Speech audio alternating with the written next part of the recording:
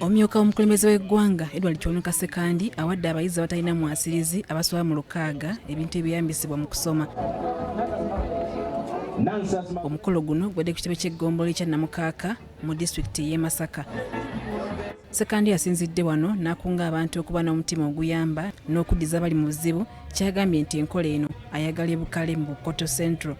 Omutima okweddiza okuyamba abali mu bwetaavu n'okukola ebyekisa njagala okulaba nga bukula mu Bukoto Central era Katonda akusanyukira n'okuwa empeera abo abakola ebikolwa ebyekisa.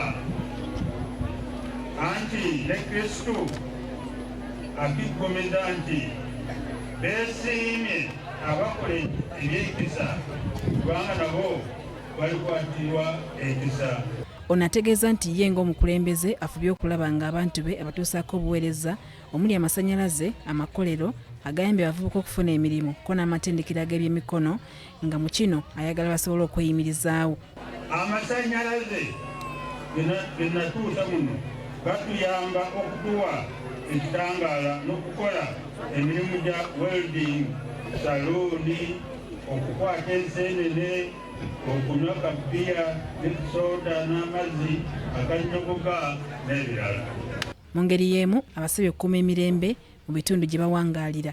Omuwandiisi okuva mu ofiisi y'omumyuka wa pulezidenti Kikyamuweesi Musuubire ategeeza nti ng'oggyeko okuyamba abaana bali mu masomero baliko enteekateeka ey'okuyambako abavubuka okubanoonyeza emirimu naddala mu mawanga ag'ebweru.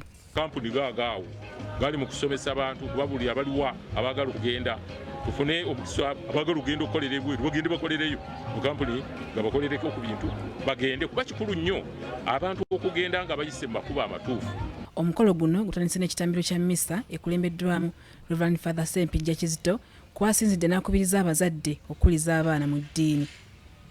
Nga tubasingira Omukama, nga tubakuza bulungi, nga tubaagazisa ebyo ebinaasobola okubatuusa ku bulokofu.